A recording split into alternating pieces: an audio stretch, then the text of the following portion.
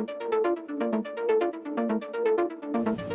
all the Warren Buffetts and Charlie Mungers, this is your chance. You have until July 1st to put together a fantasy collection of up to $10,000, picking from any of the 11,500 cards in the Card Ladder database.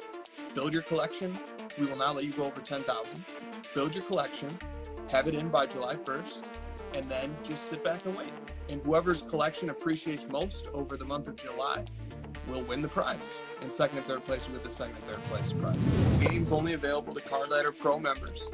The prize, this is a 2019-20 Prism Cello box. These go for about $1,200 or $1,300 right now, plus a 1-year subscription to Card Ladder.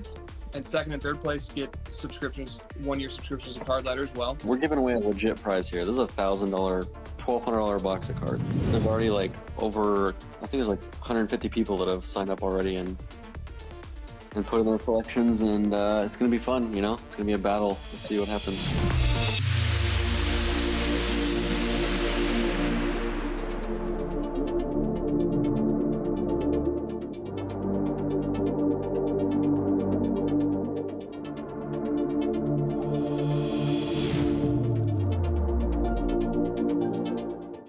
There he is. I was still laughing at the Hawks box score. Sorry. Oh, what did that happen? What happened there? It was one-sided. All right. Good. Oh, we have another request. Sorry, guys. Only room for 2 on this stream. People coming in. Do we have any mail days? Josh, no. Okay, Christina got a mail day. Can I show your mail day? Yeah. Good evening, Brett from Stacking Slabs. Brett knows what the mail is. This better be a 101. Oh, it is. That's a true black. Good call. 2020 Prism Black Shimmer 1 of 1. Those are nice. Black Shimmer. They look good. The Is deer is feared again. Is that a first off the line exclusive? Yes. Like, yes, it is. Well, let's talk about the Bucks game for 2. Well, or nah. Let's introduce the show and then let's talk a little basketball. Okay. Welcome to the crossover. Today is Friday, June 25th.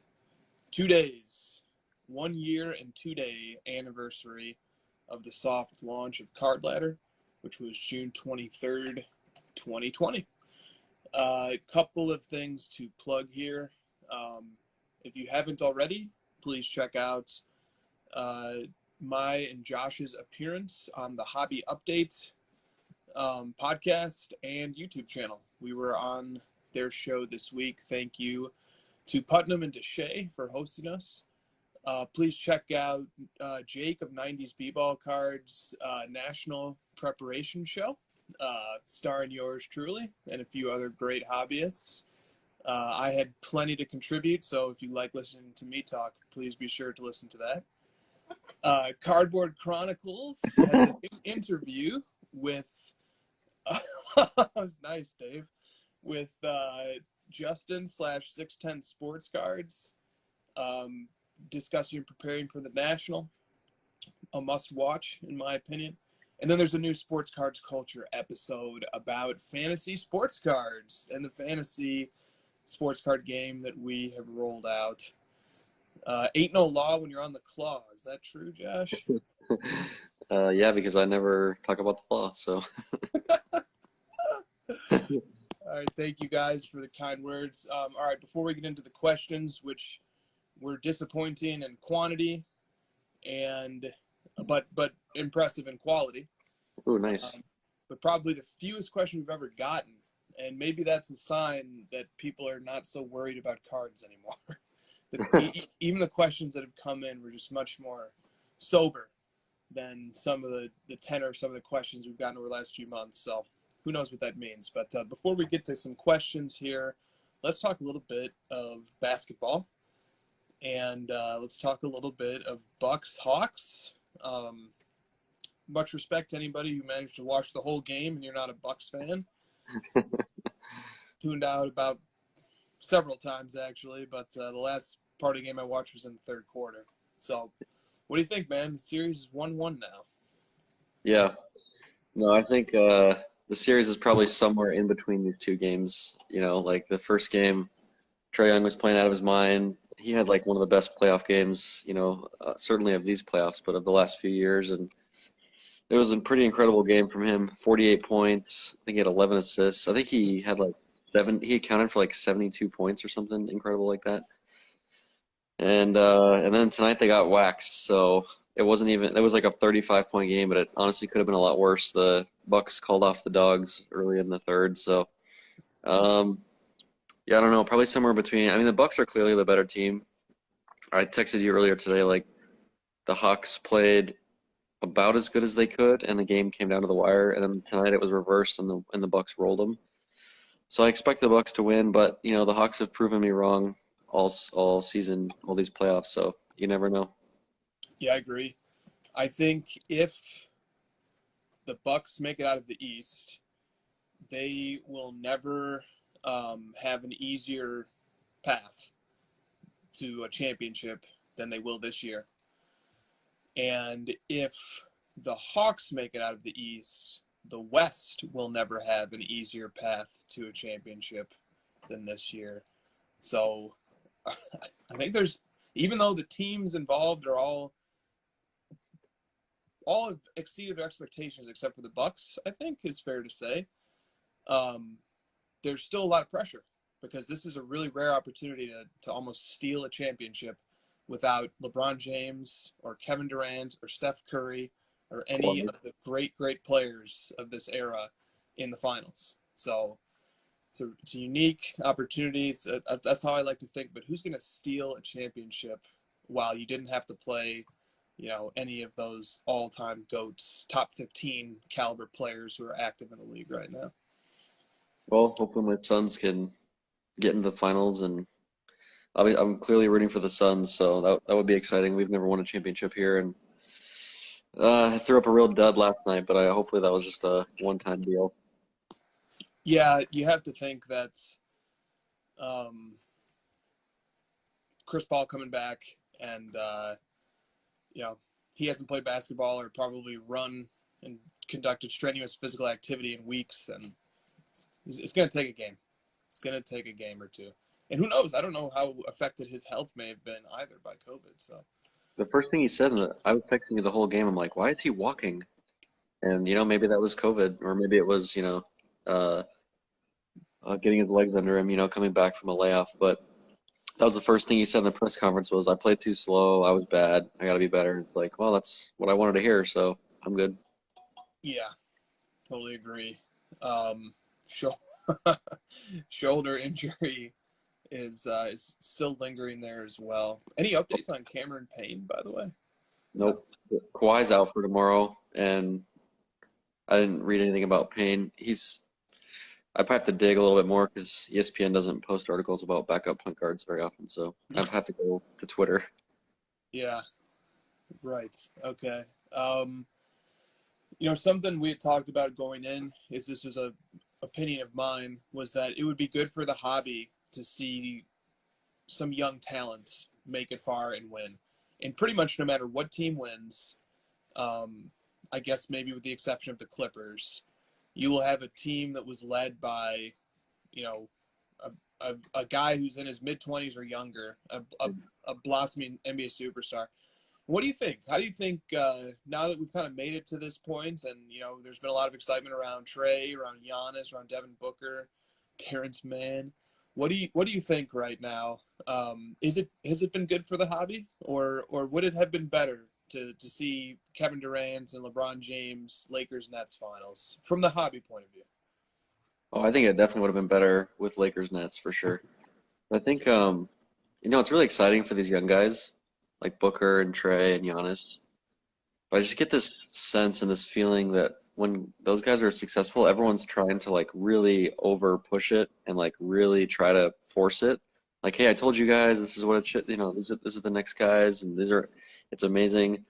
And with those other guys, you don't really have to do any of that stuff. It's just, you just kind of watch. And You know, it's interesting with the market, people, you know, on Instagram trying to push whatever cards they own and stuff, and I get it. But I feel like if you own the stuff, the players that people actually want, you shouldn't have to do that stuff. Like just enjoy your favorite player, collect their cards, and you know let their game kind of speak for itself. It does because people are like pushing a certain guy, and then they're trying to sell it. You know, it's like okay, well if people actually want it, then they'll go buy it. You know, it's like I feel like the real money speaks. You know, people are going to speak with who they buy, not necessarily like who they're being told to buy, and that's definitely been a bit of a shift lately. Agreed. And you know, if a guy that I like is somehow not being recognized by the mainstream yet, or the hobby isn't, you know, I think a guy's undervalued relative to how good he is, and the hobby isn't valuing him the same, strikes me as counterintuitive that I would then try and convince everybody to go buy his cards. Rather, I think I would go buy them instead and enjoy the buying window that exists for however long it exists before everybody else catches on. Yeah. Another thing too, as we've noted for years, I can say for years now, we've been going at it for a while. These prospects have a lot of success built into their prices, and you know, Yeah. Giannis making the finals or Trey making the conference finals kind of was baked in to their prices already. So, you know, will there be room for growth if these guys exceed expectations? Of course there will, but there's not going to be room for parabolic growth because all of that speculating already happened years ago, and now this is just the harvest. I don't know what's my farming metaphor here. We're just reaping what we already sowed, basically. Yeah. Right? Do you know what I mean here? Yeah, I mean it's still exciting. It's fun, right? It's fun to talk about it. It's just I think the point that maybe you're trying to get is like there's this excitement for these guys to make it this far, and then there's this sort of confusion around like why aren't these guys card prices doubling? They've made it further than I thought. I was right about it. I picked these guys, right? I bought their cards. I have been talking about it. I got excited about it, and they finally did it. Why haven't my card values doubled? And that's kind of the question a lot of people are asking right now is like, you know, why isn't Trae Young's prices doubled? Why haven't Giannis's doubled? Why is stuff going down even though they're playing well? And I think it just speaks to the overall like long-term approach that the hobby has to itself, and these prices, like you said, already being baked in. Like the market doesn't really necessarily care about these day-to-day events, even though as much as people really want it to happen that way, it still comes down to if I have money and I'm going to buy something, do I want to buy a collectible of these players, right? And if I don't, you know, then I won't. And so like people that actually spend their money and want to invest long-term in this stuff, they're just not going to overreact to these short-term things. And if there is an overreaction to something short-term, it gets offset by the fact that people want to take their profits and sell until the price comes back down because the supply increases. So it kind of balances itself out anyways. And it just goes back to this whole like, oh, Hall of Fame coming, you know, Space Jam's coming out, prices are going up. And when they don't go up, people get so frustrated, you know? And it's like, instead of trying to predict these little tiny events, try to think about it more as a collector. Think about these things more long-term. Figure out what you want to own in your possession. Well said. Well said. And also, more so now than ever, there isn't a player's market can be moving in different directions depending upon what card you're talking about. So the Prism-based PSA 10 can be flat or going down, and other cards of the same player can be setting record highs at the same time. There's been a total divergence there, depending upon what the card is. Detroit Taggett says, I just saw a post that read, quote, Young has already done what Kyrie has been trying to do post LeBron, end quote. Maybe shouldn't have quoted it, but it was along those lines. So true, man. So true, because someone else, I did hear that today. I heard something similar to that about how Kyrie sort of had his chance to do that in 2018 and didn't succeed, and Trey's kind of blazing that trail that Kyrie was unable to. It's a good point. They're pretty similar. similar-ish players, right? Similar style, similar size. It makes a lot of sense. And Trey's been fantastic, man. I can't really hide behind it anymore. He's been really good. He was really bad tonight, but and he was fantastic in game one. Like I said, he's probably somewhere in between. Sure. Adam Lefko says, not going to lie, I had hoped that quote-unquote commodity cards could become the sports stock market. What do you think about this? It is true, man. This is a deeper question than it seems. What do you have to say to this? Well, I mean, if you look at the actual stock market, the stock market clearly has a lot to do with, performance. The business has, so like if the business is performing well, the prices go up. That makes sense, obviously. But when I was doing stocks a couple years ago, you would like, about earnings reports, like every quarter the company will release their earnings reports and people will buy stocks in anticipation of that event, thinking that it'll go up or down. And a lot of times the earnings will be good and then the prices will go down. And it's like, well, what the heck?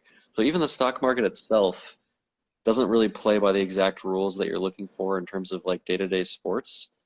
It does, like, in a certain sense, for sure, and I obviously don't know as much about stock as I do about cards, but even that is still playing to the whole supply and demand chain, and it's not just like this very linear, oh, the company did well in the earnings, prices go up, oh, they had a bad day, prices go down. It's not necessarily that easy. Well said. I still do think cards are the stock market for sports, but not in the way that maybe we had wanted it, and not with the elegance of the more simple model, right? Yeah. Where there's a clear-cut card that is identified as the placeholder of value for the player, and that card will move in tandem with the performance of the player. There's some levels of complexity to it. The first one is that we have some very smart people in the hobby and some very strategic, cunning people who are anticipating cycles before they happen, well before they happen. And so these cycles are getting distorted because people are, selling Trae Young. People who thought Trae Young was going to do well, right? They're selling him a month or two before it happens.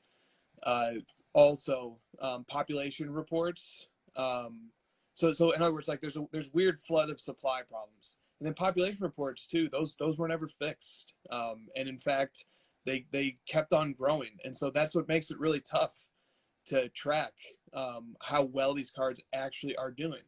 Because if a Trae Young Prism-based PSA 10 is worth $400 when the population is 12,000, and it was worth $400 when the population was 5,000. Even though the price of the card never changed, you would certainly say that the market cap has expanded, right? So the market cap for that card is more than doubled. So populations introduce a variable that maybe everybody wasn't thinking about at the time. And so, and also, the nuances matter quite a bit too. So fractional has opened the opportunity for people to play a stock market type of game, except they don't have to do it with commodity cards. They get to do it by owning shares of rarer cards. And so, we've noticed divergences in rare cards. So I'll give you one example that's on the top of mind for me, is that the Luka Prism base PSA 10 is now in the $700 to $750 range. But there's a National Treasures BGS 9.5 with Golden right now that ends tomorrow that already is an all-time high. So the Prism base is just, collapsing slowly before our very eyes, and the NTRPA is setting record highs. So I've said a lot of things there. Do you have anything to put to that? I mean, we've been saying that since this. That's like the whole basis of the show is why we started it, is to be like, why are base cards going up so much? You guys are insane. It's because, like, the issue with that stuff, and in my opinion, like a lot of other things like crypto and NFTs and stuff, is that you're only buying it for the prospecting of it going up in value. That's the only reason you buy it. And so what ends up happening is when the prospect, like the positive nature of the prospect starts to dwindle, and you start to feel like, oh, maybe this isn't going to make as much money as I thought. You just dump it because you don't actually want it, and everyone starts to dump it, and then the prices start to crash, and that's what's happening. So with cards, like you pointed out, the Luka 9.5, that's not happening because a lot of people still want that thing. They actually want to own it. You know, a lot of people really want that in their collection. There's a ton of Luka collectors. You know, a lot of them. You know, a lot more than I do. But you know, I said this before, where if some super rare Braun or Jordan card starts to really go down in value, um, I mean, there's guys lining up to buy it at that lower value that have been waiting for it to hit a certain point to bottom out, and so then it's just going to make the price go back up. It's just demand, right? Like the demand for that is higher because people actually want to own it. Totally. Totally. Top shot. Yeah. So that's the thing, is that I do think if for people who like finance and people who like sports, you're never going to get or do better than sports cards. It is the dream marriage of those two topics. But there's a lot of counterintuitive things that happen in these markets that nobody could have foreseen. People, some were better at estimating what was going to unfold than others, but there's just a lot of unknowns and a lot of variables that are still getting sorted out, and we're still stabilizing here, and we're still figuring out what's happening. And there's so many things that can change too. God, what if there's another, and I think there will be, but what happens when there's another big moment and suddenly there's a spotlight on the hobby again, Yeah. and the size of the market triples, and then we're all Warren Buffett and Charlie Munger again, and that that has nothing to do with that's a factor that's exogenous to the model. Dude, the LeBron Topps Chrome PSA 10, which I think is an incredibly boring card. I will never own one. It's still $15,000. So as much as you and I are sitting there, not laughing, but like, saying I told you so to these prices going down, it's still $15,000, and it was like $1,500 at 2019 National. So like, there's still clearly a ton of demand to speculate on the hobby in general and not just collect. Like I'm still not. It's still not just like all collectors left. It's not like everyone's bailed. There's still a ton of people that enjoy the sort of sports card day trading, stock market, whatever you want to call it. There's still a lot of those folks still around that still believe in this. If they didn't, the Luka base would be $50 now. Instead it's like very, very slowly inching its way down to what it should be. And that card was like $50, $100 2 years ago. If it went to 50 or 100 by now, I wouldn't have been surprised at all. But it's still at $700. So there's like 15,000 of those things or whatever. So I mean, as much as you and I are like on the mountaintops, like, yeah, I told you, it's still holding pretty well. Oh, it's holding very well. And look, we had a completely unreasonable manic peak in February when it came to stuff like the Topps Chrome Kobe, 86 Fleer Jordan, Topps Chrome LeBron, where those cards, whether it was the Kobe getting to 50, the LeBron getting to 50, the Jordan Fleer PSA 10 getting to 720, that was just a manic peak. It was just a mania. It was an absolute mania. And people, lost sight of responsible behavior, to put it bluntly. Right. And now we're in a manic trough where things are so doom and gloom that perhaps we've had an overcorrection or an overreaction, and who knows where the dust settles on these things. But I don't know, man. I don't know what else can be said about that, but that I remember when February was here and we were calling out a lot of these prices as being ridiculous. So let me address a couple of things here in the chat. A couple of people have mentioned that Gary Vee is talking cards again, and he is.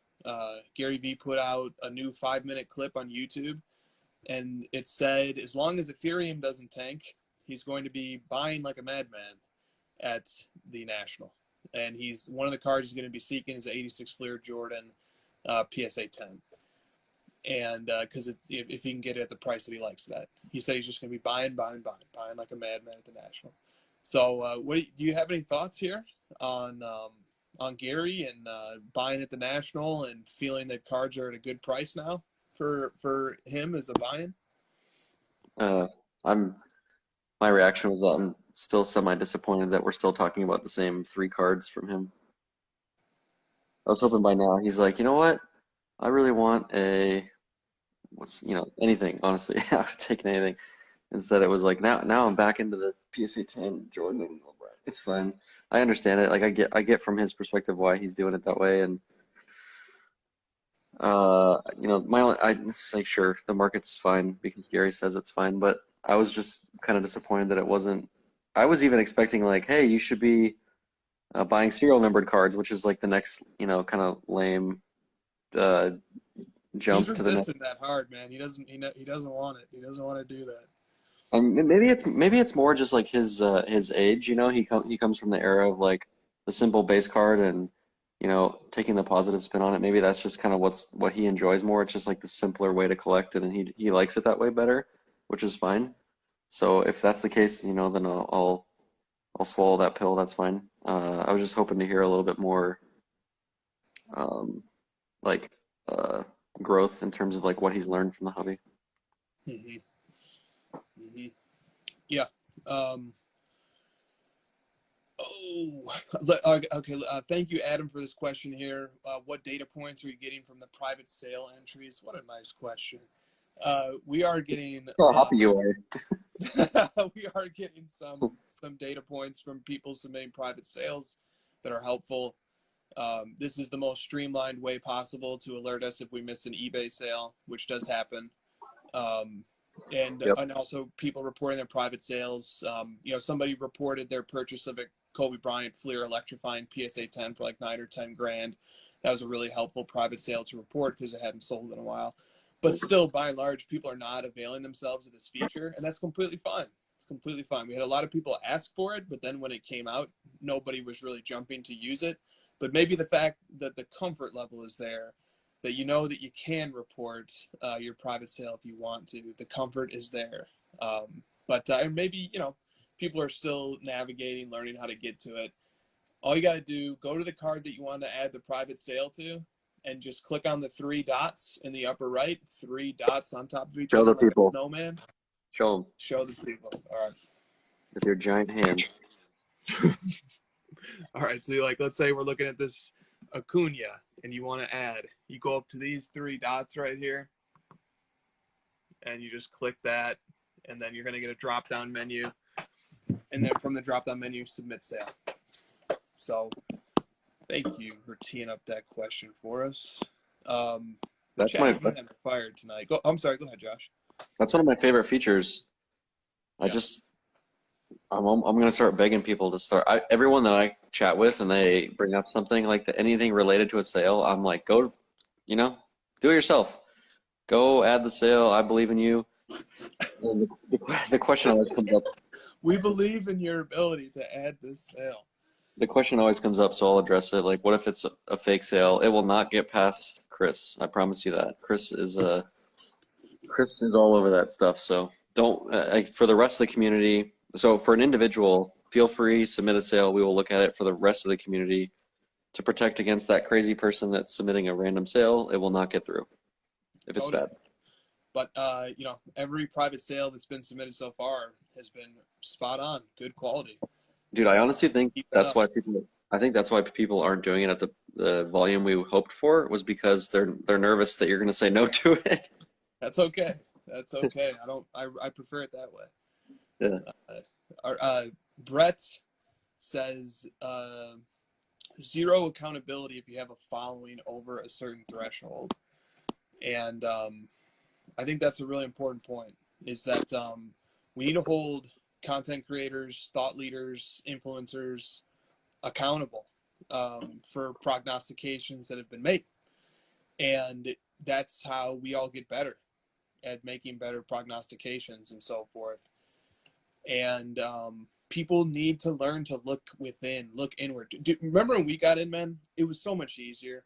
You know, you collect the player or you collect the sport. You find that forum on Blowouts, or you find that group chat on Instagram, or you find your community. You fall in, you start learning the ropes. Very easy, very natural.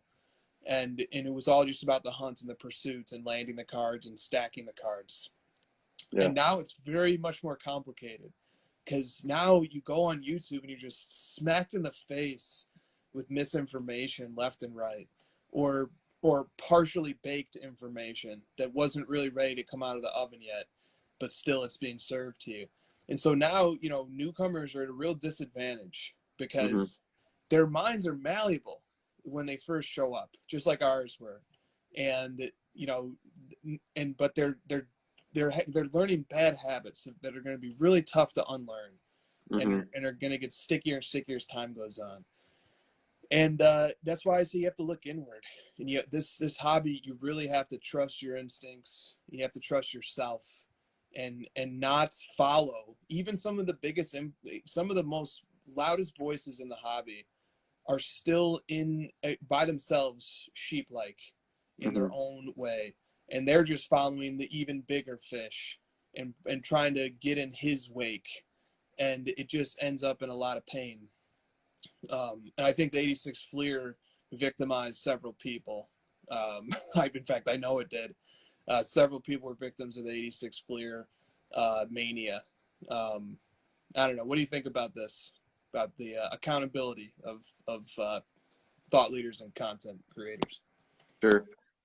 I think about the accountability in a little bit different way, so this will be good that we think about it differently, because it'll jump into a separate topic. And the way that I think about it is I get really, really frustrated when a leader, like you're describing, a thought leader, an influencer, whatever you want to call it, makes a prediction and then doesn't follow through with it in any way, shape, or form, especially when it goes down. Like, we'll follow through on stuff. We'll follow up on stuff, check on things that we've talked about, go back and look at the past.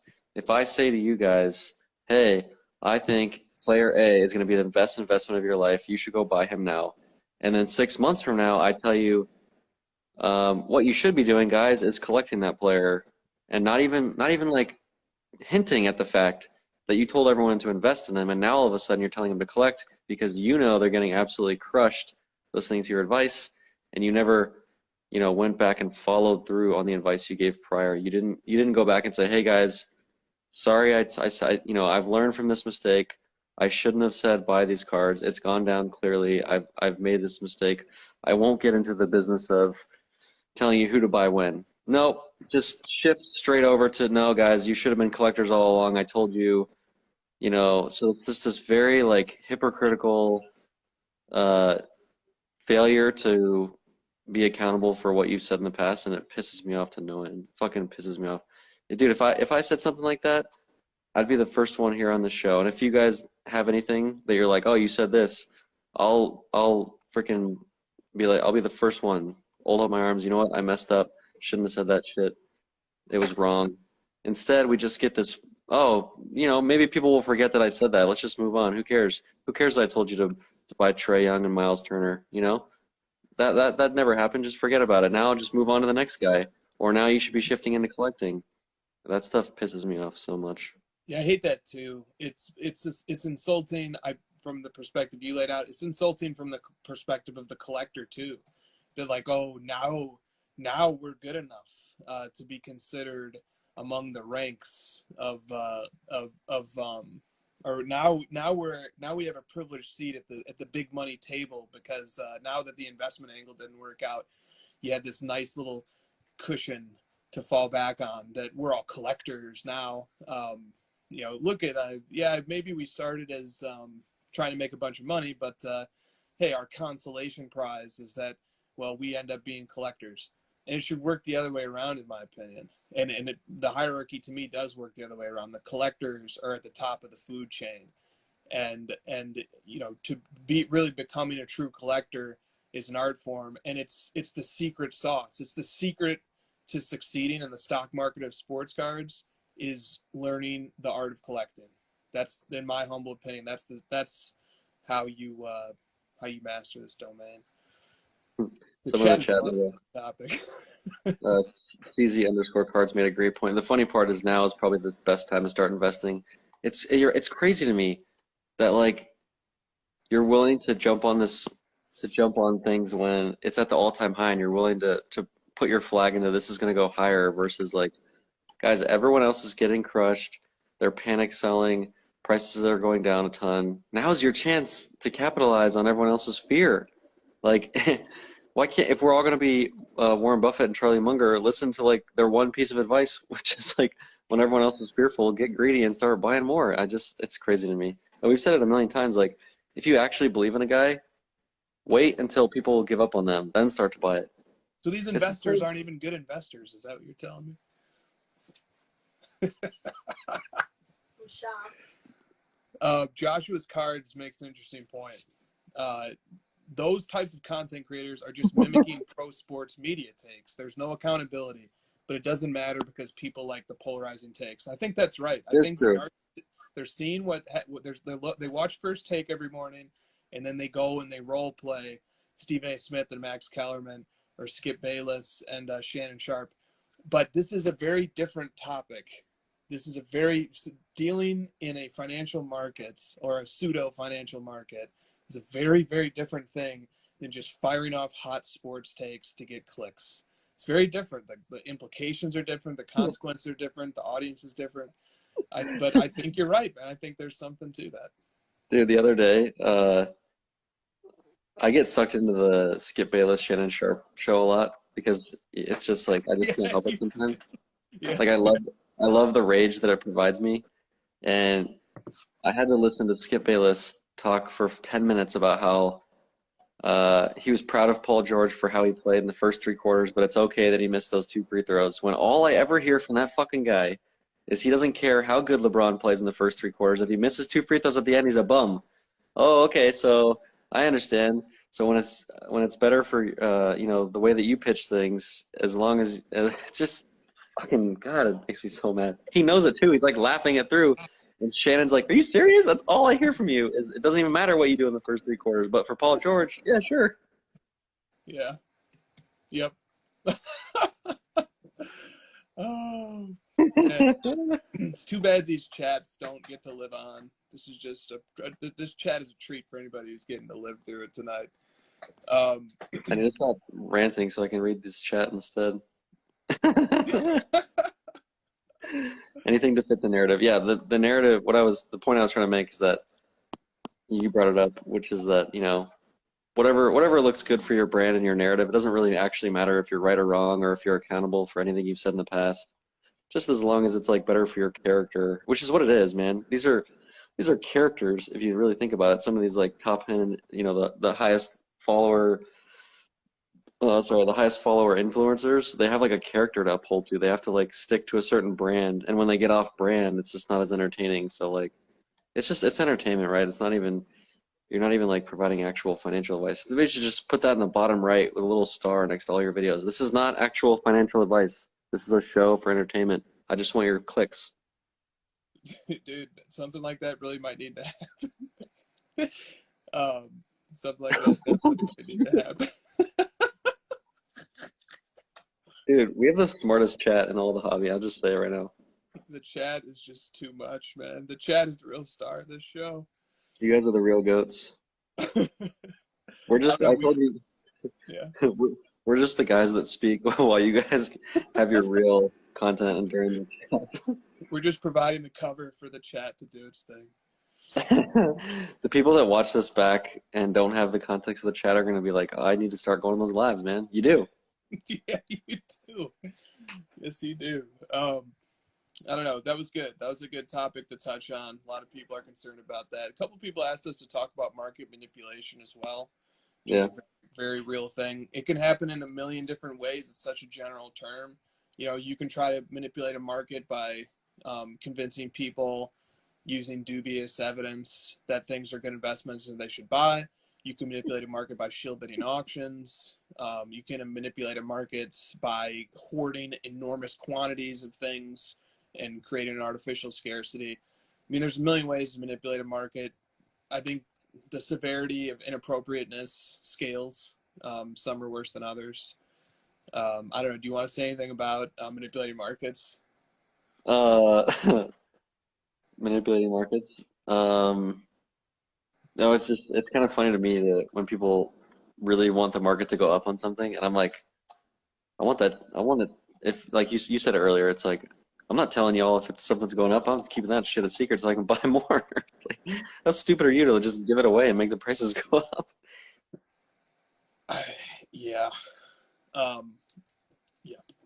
Like when there's a shitty auction listing of a card I really want, you think I'm gonna go start telling people on Instagram, well, hey guys, really sweet LeBron card coming up for sale. They messed up the auction title. Get it now. It's gonna be sick. I'm like, no, shoot, I'm not telling any of you guys. I want that card cheap.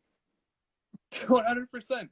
There's 2 cards on Golden that I'm just hoping nobody will think about or know about.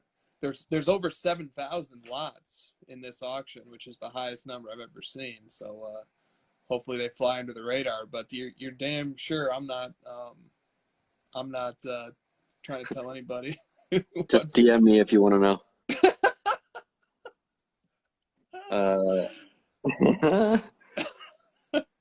Okay, do you want to talk about fantasy for a second here? I've seen a couple of comments come about card letter fantasy.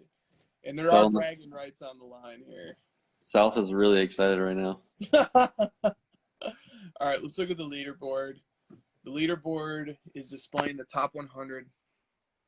And here in first place is South Park, a.k.a. the Paul George and Kawhi #1 fan. His collection is already at $15,600. And in second place, David, mostly 90s basketball cards. Holding down a respectable fourth place is Stiff Bayless of the Sports Cards Culture YouTube series, the producer of the show, holding it down. And in sixth place, riding the wave, is Cardboard Chronicles, holding down sixth place. And let's see if we. Oh, there's the real GOAT, Chris Hoge. He's down there in 7th or 8th, I think, pretty close there. Maybe I skipped a few. Christina's at the bottom. Christina's at the bottom. Christina's just lying in wait. We only show the top 100, Christina. Sorry. Yeah, so you'll never see me, guys. Dude, it is. Adam just said that he gets anxious. I do too. I get in there and I'm like, I don't want to touch it. I'm like nervous to make a mistake. There's a lot of, because your name shows up now. There's pressure riding on this. I know. It's not about the prize. I don't think, and it's a good prize. Obviously, like people want to win it, but there's a lot of like pride in, because we all talk so much crap about who can buy the best cards and who's the best investor. Like we gonna see. Yeah, we're gonna see. It is a good prize. It is a good prize though. It is a good prize. A 2019-20 Prism Cello box. Very good prize, and a year of Card Ladder Pro membership. But also, obviously, Josh, Christina, anybody who is working for Card Ladder cannot win the prize. If that goes without saying here, but if I get actual first, I can still brag. We'll see. We'll see. People are going to be shill bidding to boost. No, the same rules that apply to regular shill bidding and Card Ladder apply to this. It will not get through if it's been shill. Dude, Justin making an appearance. Look at this guy. You up late, man? Aren't you tired, buddy? Justin's been talking a lot. Where have you guys been? No, he never stays up this late for. Dude, it's like 12:30 over there. What are you doing? Maybe he's traveling on the West Coast. All right, let's get into the questions, man. This is definitely the longest we've ever gone without getting to a question. Oh, he's drunk. That's perfect. Get your last thing I want to say in fantasy. You have 5 days. You have 5 days to get your collection in, and you don't want to miss this fun. All right, I went all in on Giannis. That was my, my bid, my gamble. So we'll see if that pays off. I'm feeling pretty good about it after tonight. Sure. He's gonna win, and the prices are gonna go down. I know it's gonna backfire. Everything that I think I know, but I've just become all this knowledge of sports cards, and when it really all matters, I'm just buying Giannis Prism base cards. Okay. Yeah, we're gonna find out that you're a true collector in every sense of the word, and you're gonna be terrible at this. That's right. I'll wear that with a badge of pride. I'm good either way. Okay. Yeah, Casey says it's a contest of who is the best investor for 30 days. Every content creator from 2020 stream. Exactly. The winner would be at like 60 grand by the end of this thing. Exactly. Okay. Josh, do you still own a PMG green penny? The chat wants to know. Yes, still have it. I'm not a sellout. Thanks for questioning me. Oh, I just want to tease something too. I'm very excited about. Hey, Stiff Arm Wax has an egg in his. You can see what the collections are, by the way. If you want to see, you just go to Leaderboard. You can click the collection. You can actually see what everybody has. Okay.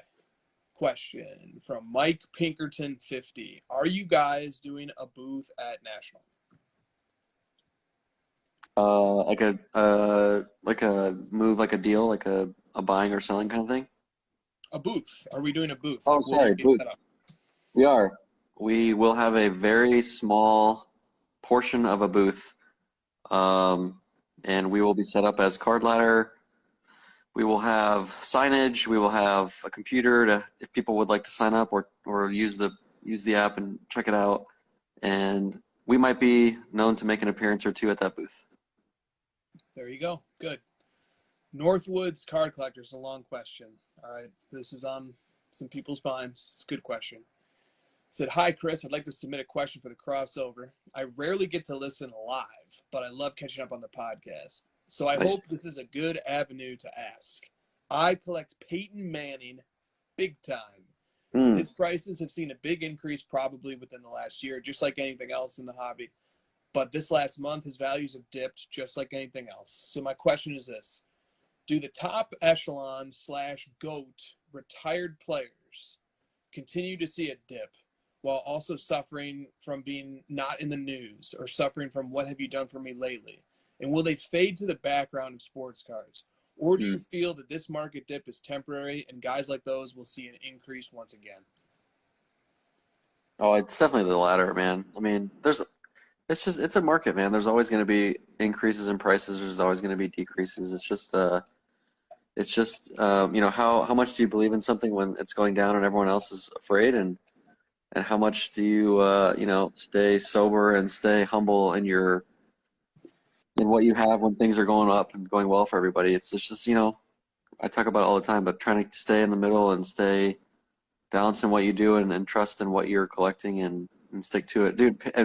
But to answer that question more directly about Peyton Manning, I literally can't think of an athlete that's better suited to remain in the spotlight long term. He is, to this day, my favorite athlete who appears in commercials. I think they're hilarious. He's great.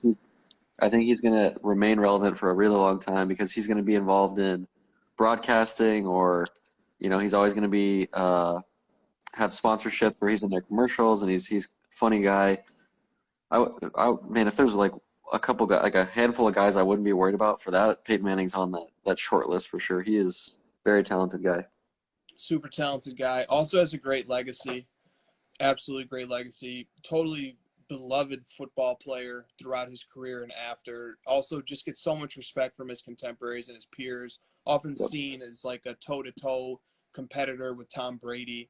You know, I mean, the guy has an incredible legacy. And, you know, this goes back to the question about the stock marketification of sports cards, or to what extent is this a stock market? Well, here's one of the dimensions of sports cards as a stock market, is that one of the variables that moves players, especially like retired GOAT players, is how collectible are they? And how much do people cherish this athlete? How great is the offering of cards that they have? And for Peyton Manning, you're talking about a terrific late 90s offering of some of the very best cards imaginable, from PMGs on to platinum medallions, everything else. And so the collectible factors, the collectability features for a guy like Peyton Manning are there. And so the question is, is there a chance that the buyer base is going to increase? Or is there a chance that the buyer base is going to stay the same, but the purchasing power of the people in that buyer base is going to increase for Peyton Manning? And you just kind of look, what's the age? What's the demographic of people who are collecting a guy like Peyton Manning? And is his collectability going to expand as time goes on? You just kind of set those markers, and you want to think about that. That's how I've always thought about Michael Jordan. People who grew up watching and collecting and cherishing Michael Jordan, guys like you and me represent the younger end of the spectrum, and there's guys who who really grew up in the late 80s and early 90s, which is a little bit before our time. Those guys now are in their late 30s and their early 40s. They're still 10 years away from reaching their peak earning power. There's still so many people who collected during the 90s who haven't come back to the hobby yet.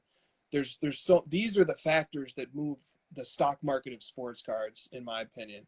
So I look at Peyton Manning, and this is a decision that Northwoods Card Collector you have to make for yourself too. You have to look at Peyton Manning and ask yourself, do these factors exist, and what do you think? Is it going to continue into the future? Do you think going into the future, Peyton Manning's collectability is going to sustain or go up? And if so, then, the market probably is going to be pretty strong. That might have been the best answer you've ever given on this show. Sweet. I'll take that. Very well done. And my next thing I'm going to say is true for almost everyone in the entire sports card market. The number one reason that their prices are going down is not because they're bad or they don't have fans or, they're not collectible. It's because the prices went up so much, so quickly in such a short amount of time that it cannot hold up to that because people are selling and taking profits, prices go down. That's the number one reason prices are going down. No matter what anyone tells you, otherwise, that's the number one reason. And so, when I hear stuff like Manning's dipped, Jordan's dipped, Kobe's dipped, it's like, man, are you guys really worried about those kind of guys? Like, I might be worried about, younger guys that haven't really won anything. I would definitely be worried about it on two fronts. Their prices have gone up too much, and we're not really sure how collectible they are long term. But guys that Kobe, Jordan, Manning, LeBron, dude, no concern whatsoever. There's always going to be people that want to collect them. Those are guys that will never go to zero. It's just a matter of where do they level out? Where does the collector base take over? Where does sanity take over? Like you mentioned earlier, people just got way too insane, way too hyped up about prices, and now it's just correcting itself. Good. Want to tip the hat to a couple people who showed up in the chat. MySlabs, welcome to the MySlabs team, to the chat. Shout out David, obviously, as well, Riverfront Collectibles. And shout out Ken Golden, the great, who may be taking some of my money tomorrow night. Ken says we have an email to reply to, Christina. I don't know if we've seen it or not, but Ken, we will get into it. We'll get back to you, buddy, as soon as we see that email, man. Okay. There was some talk in the chat. Adam Lefko made a really interesting comment, which is that as advanced metrics become more and more important in football, Peyton Manning, his stock rises because by advanced metrics, apparently, he's terrific. That's an interesting observation. And then Adam followed that up by saying, by the way, doesn't Tom Brady seem like a good buy right now, or something like that? And so let me bring in a question, because that was going to be my answer to this question. Cards and Candy 911 wrote in to ask, who would you guys PC if you had to pick one player you're not invested in yet? For me, it'd be Tom Brady. Tom Brady. And I wish I had a Tom Brady collection. That's the one guy who, he's got that LeBron thing going on. We're still adding to his legacy, but he's already all-time top 2, top 3, or top 1, depending upon who you ask. He put out this video this week where he's preparing for his golf exhibition, and he's just tapping balls in and calling out Aaron Rodgers' name. It just kills me. The guy cracks me up. So Tom Brady for me. What about for you? Who would be a player that you would collect? And it can't be somebody that you currently collect. So many guys, man. So many guys. There's been so many times when I've been tempted to just go all in on a player, but I know that if I do that, I'm going to be spending a ton of money because I got to have the best stuff. You know how that goes. I got to have their RPA and their gold refractor immediately, or otherwise I'm a failure. Um, uh, I'll just name a few. Chris Paul, that one's pretty recent. I'm really falling into the FOMO of that one, which is okay because if you give my son's team any sort of success, I'm gonna start worshiping you real quick. Uh, But you also loved Chris Paul forever, right? Like he's just Always love Chris Paul. incredible. Speaking of analytics darlings, that guy is an analytics beast, like one of the best of all time. Yes. Um, Manning would be really fun. I'm kind of this Manning thing is really fun. He would during the whole Manning Brady thing, which this won't be a surprise, but I was more of a Manning guy. Being a LeBron guy versus Jordan. There's kind of like one of them's like the killer guy who wins. One of them's the statistics monster. So it's not surprising that I was more of a Manning guy. Mahomes would be great. I have collected him a little bit in the past, but I don't collect him currently. Hey, Mahomes would be fun. Brett says, come over to the Manning side. He says, we need you. You guys need me to hype up the prices or something? No. I'm trying to think of someone else. Those are just a few. Oh, no, dude, Federer cards are the worst. They're the worst cards ever. If Federer had sweet cards, that would be fun. Nice. It's a great list. So how have you decided whether or not to plunge into CP3? Do you kind of feel like right now is maybe not the best time, or what do you think? I mean, his 8.5 RPA with like a 4-color insane patch only did like 10 grand last night. I feel like that wasn't too expensive. Like I just said, if I do that, it's like there goes 50 grand like right away. I don't really know if I'm ready to dedicate 50 grand to someone that's not one of my main PC guys when I've got so much else to accomplish with those first. George, let me send George in the chat asks a real quick question about the Card Ladder Fantasy Contest. Can I switch out cards after July 1st? No. For this round of the contest, you lock. On July 1st, you lock. We all lock, and then we are all just prisoners of our collection for the month. But for next month's, for August contest, I think we're going to change that. Address that real quick. Adam Lefko says he thinks Christina would love to collect Facundo Campazzo.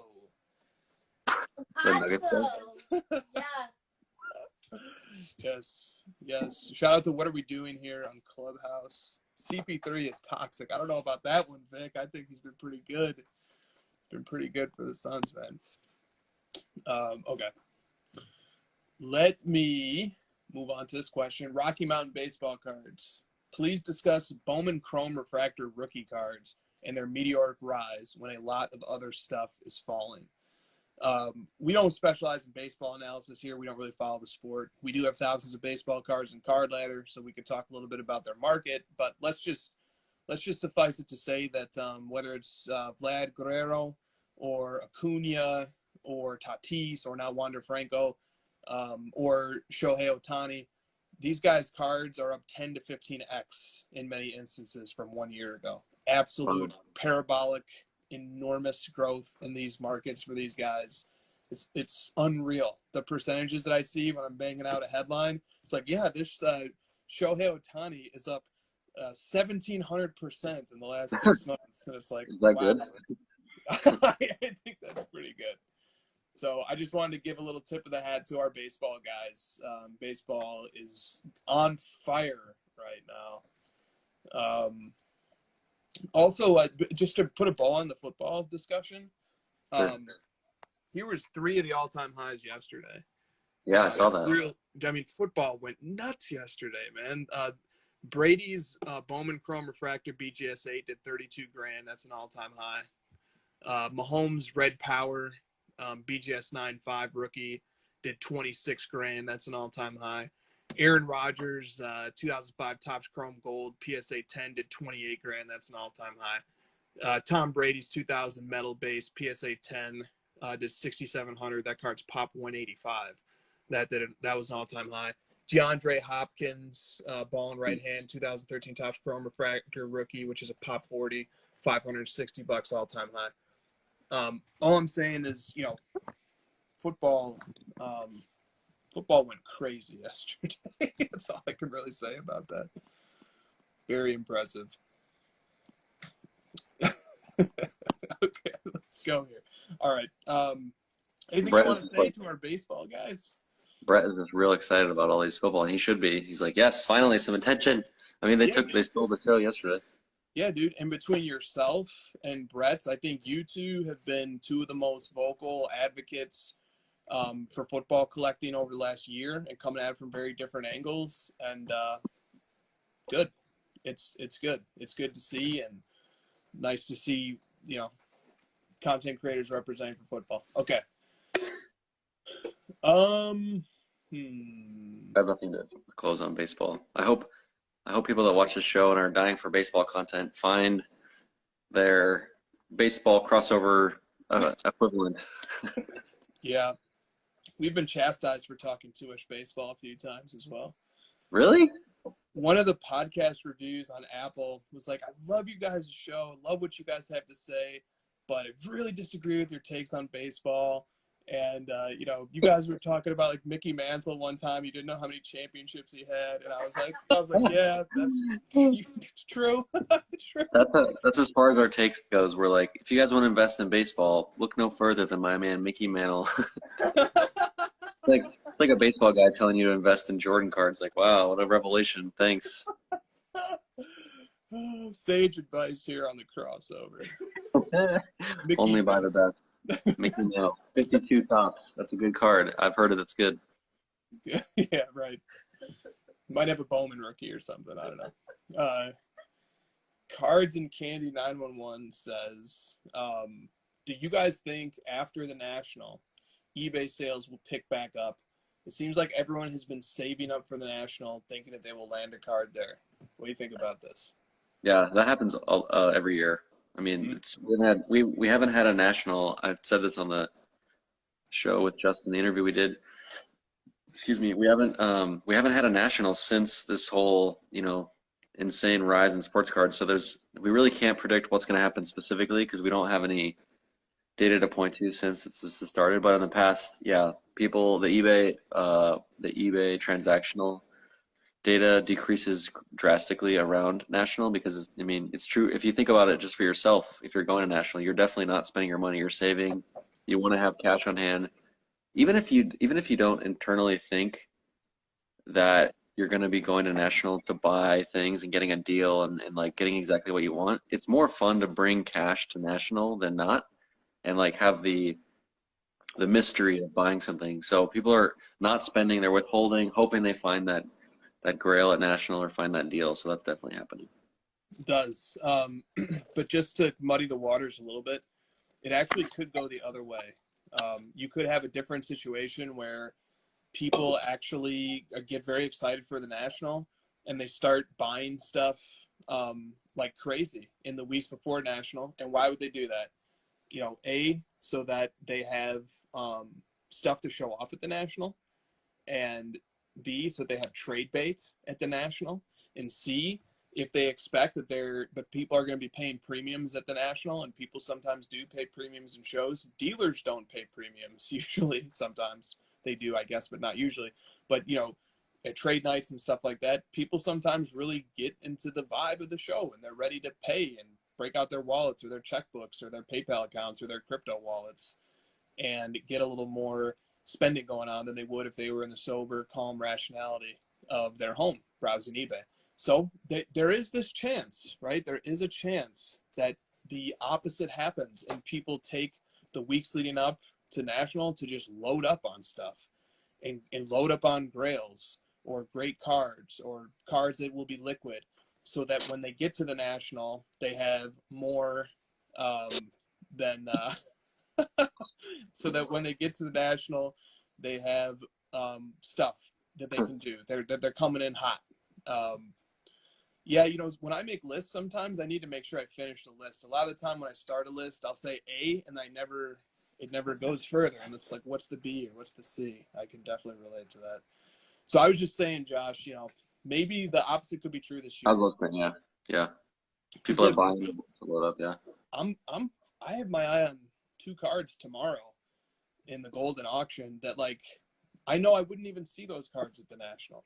So I'm going to try and make a move on those, and I'll be super happy if I show up to the National and I can show off a grail. That's isn't that fun?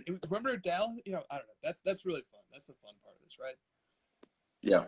Yeah. Quick shout out to Golden tomorrow. Make sure you guys check out the Golden auctions. There are a bunch of sweet cards, a lot of cool collector cards, a lot of rare stuff, stuff that you have your eye on. I'm looking at a few things, so make sure you check that out before tomorrow. They all end. The majority of it ends tomorrow.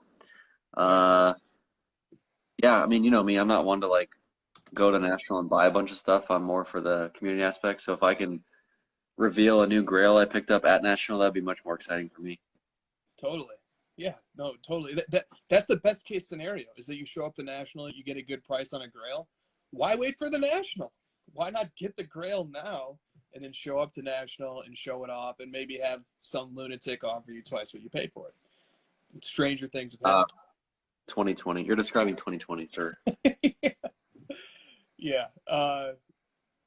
Good. Okay.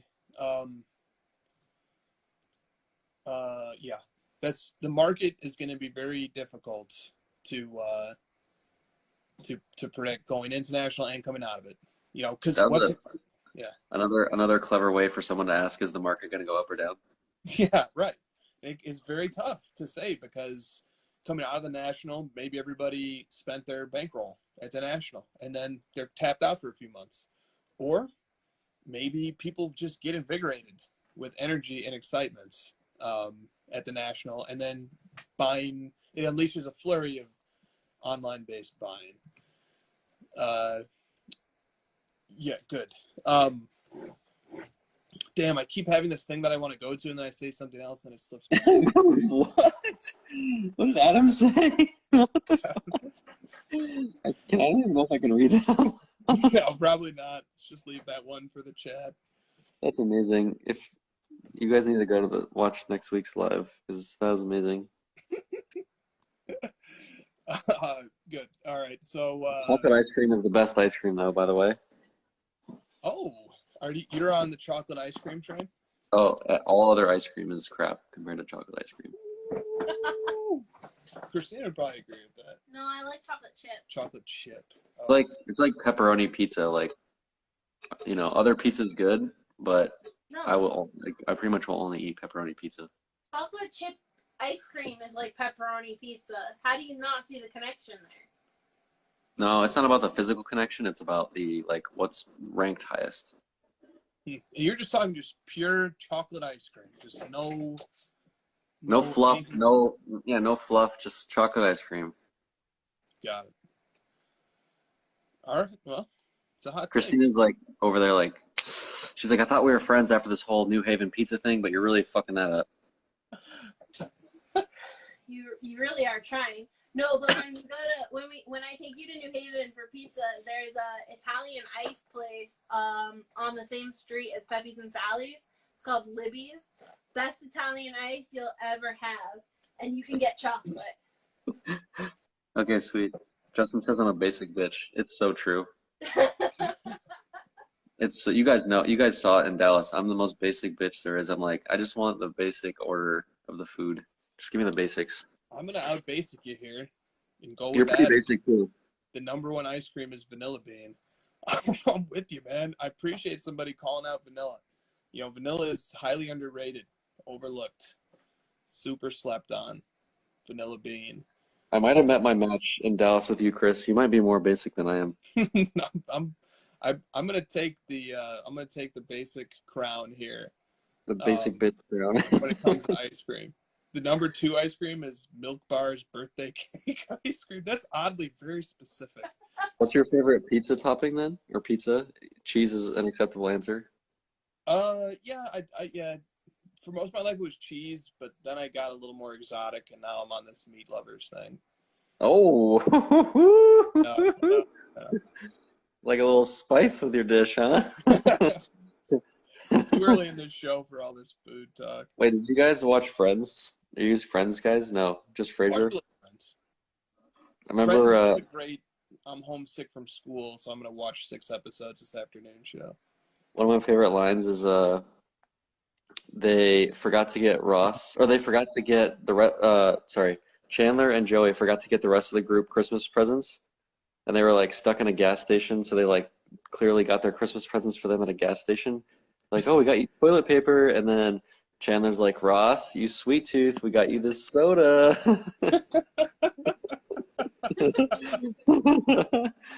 Mr. Sweet Tooth. That's good. That's good. That's real good. Ken says camera crews in Chicago. Oh shit. So, You're gonna blend in real nice, Ken. There's gonna be a lot of dudes with camera crews, but yours will probably be bigger and better than everyone else's. no doubt about that. Okay. Tell Ken if he wants a message back from either of you, he should be messaging me since you guys don't reply to stuff. Yeah, Ken. I don't know if we got your email, man. Damn, I guess we didn't. Cardladder@gmail might be the one to go to. Or maybe we'll just email Ken. How about that? We'll email Ken. Okay. Flippity Flip Cards says, I've been hearing from some of my hobby buddies that they encounter a new, nice, pricey card on a daily basis, but they just need to have it. So is there any advice in a time like this when the abundance of nice cards that become available each day becomes overwhelming?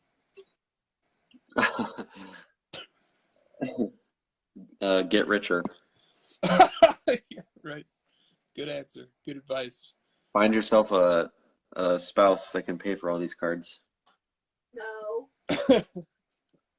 Yeah, it's doubly tough too because you know that it's not going to last. You know, there's a turnover that's happening right now, and some old-time collectors decided that it was time to sell stuff. But once these cards move into new hands, they're going to be really tough to move again for a long time. And so you know that you're missing opportunities. You just know that you are. But we only have so much money. We only have so much cash. There's only so much money to go around. Hey, Justin, I think your caps lock is broken. You might want to check your caps lock button. It's stuck. We're one of the storylines of Ken Golden's reality show is actually being storyboarded here in the chat. Sounds pretty. I'm intrigued actually by this that possible twist. Okay. That's why he's in the chat. He's looking for some new ideas. I wouldn't blame him. He's got one here. He's got a good one here. Okay.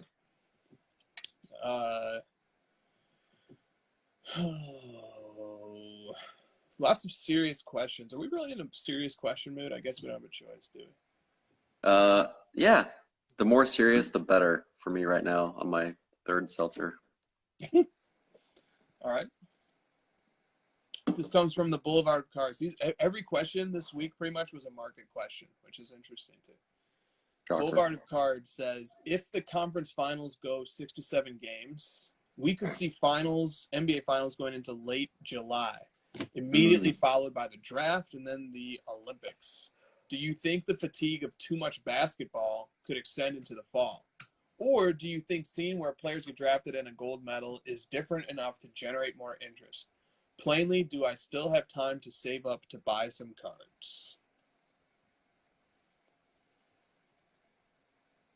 Do I think the market's going up or down? Very clever, we've seen some of the most clever ways of packaging that question for this episode, which tells me people are thinking about buying stuff right now. People are thinking about buying. Yeah, I don't have a clever answer for this, to be honest. Like I just can't think of something clever to say. I'm trying. No. Let's zoom in on a particular part of this question because somebody else had it. Sure.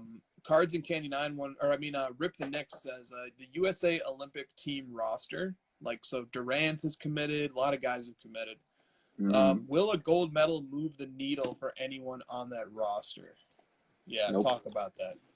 No, because the expectation is they're going to win it, and if the hobby's going to react to anything on actual performance, it's when something, far exceeds expectations. And frankly, there's only negative to be had from from players in the Olympics. If they lose, that could be bad. I don't see any positive coming out of that. Let's go, Team Slovenia!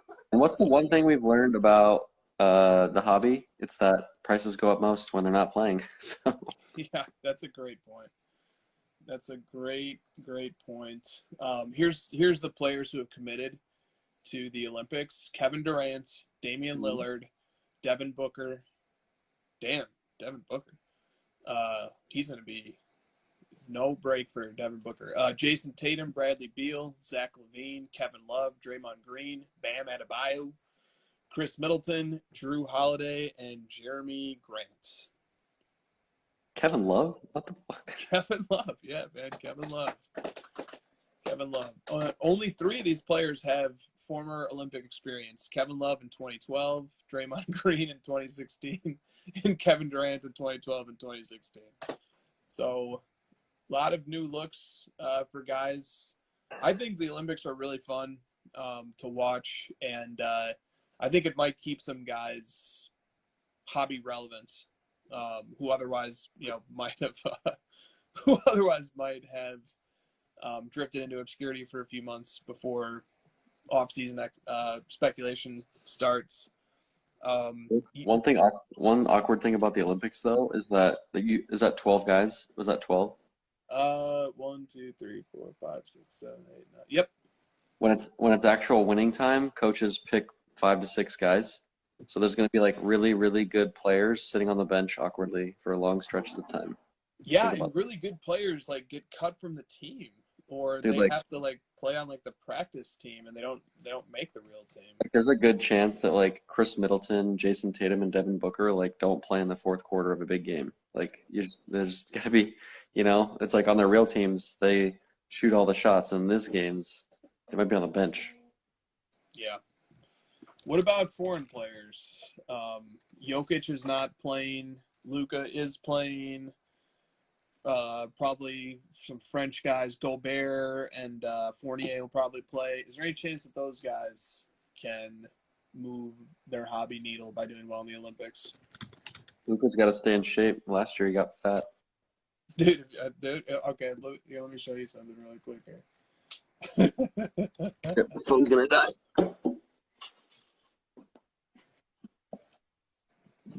This is what Luka looks like right now. Oh my!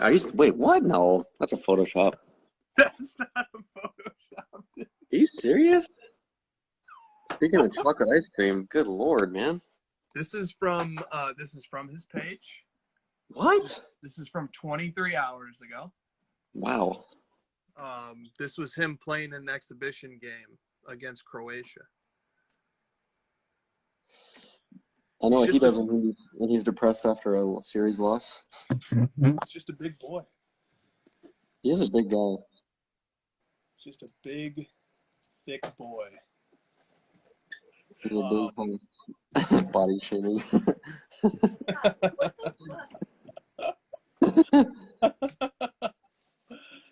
Watch out, or we might start tall shaming here. Or beard shaming. Yeah. Going for the Nemanja Bjelica look? Good one. Good one. Okay. Meat lovers. The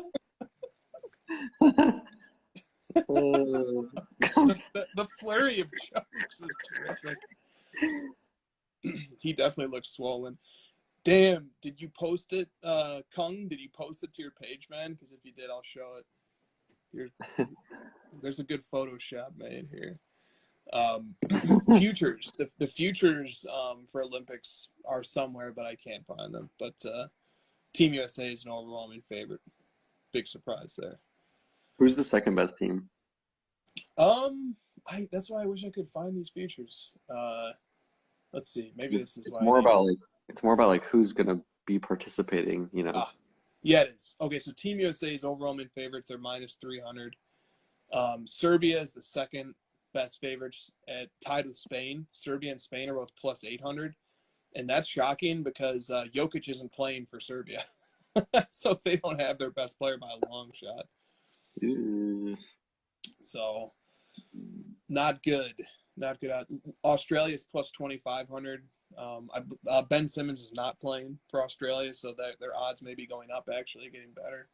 I wonder if Slovenia is going to be better than the Mavs. That's an open question. Slovenia is plus 5,000, so they haven't even qualified yet, but they have the 8th best odds. So they're basically like they're going to be Luka and everybody else. Yeah, they'll be Luka, Dragic, Goran Dragic, should be playing for them, and then yeah. The Denver player. Oh. Not Campazzo, the other new one.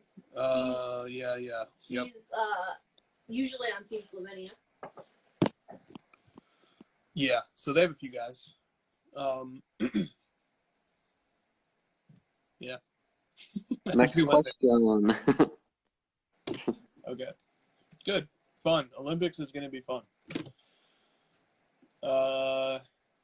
Ooh, Cards and Candy 911. Shout out to Cards and Candy for like holding down the questions this week. We're like saving it.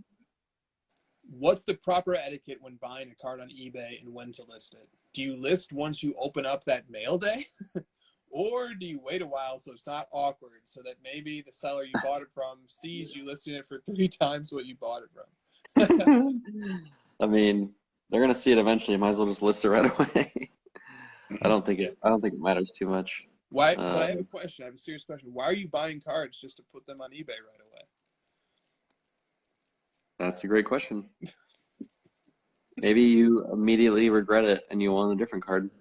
I have a friend who like bought some cards for me, and he's like, "I'm gonna immediately post these for sale for more money." I was like, "You do you, man. Do what you gotta do." Good night, Ken. Good luck to Paul in his game. I mean, as long as you are selling as an individual, if I'm selling something, okay. So the only scenario that would piss me off is like, you basically convince me to sell a rare card to you because you're telling me that you're a collector and you're going to cherish it, and I would feel better as an individual selling it to someone like that than I would someone flipping. And then you put it on eBay right away, that would piss me off. Mm-hmm. If I'm flipping something and you try to flip it again, yeah, whatever. We're all just flipping it around. Yeah, definitely.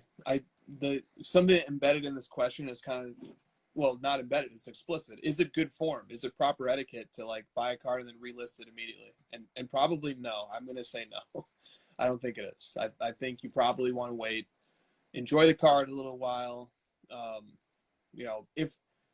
If the point of buying the card on eBay was just to list it back again on eBay, why is there some reason that it's going to sell for more all of a sudden? Or I don't know. I'm confused. I'm a little bit confused by that. There's a few select guys on Instagram who really like this tactic, and they'll buy something thinking that they can just use their influence to triple the value, and it ends up making them look kind of silly. So that stuff kind of makes me mad. Agreed. Okay. Talked about that. Cards and Candy, next question. What's up, Shia? Cards and Candy says, it does have a next question. Oh, yeah. My God. Cards and Candy had one more question. Trae Young, we already talked about this. Trae Young is proving so many people wrong. Are people too prideful to buy Trae Young cards? 100%. Justin, you're off by an order of magnitude there. Multiply that by 10. Justin's all over it tonight. There is no fucking chance I would buy Trae Young just because I'm too prideful. He's exactly right. So he's honest. I'm admitting that. I'm openly admitting that to you all. I would not buy Trae Young because I don't want to look like an idiot. Adam, different guy.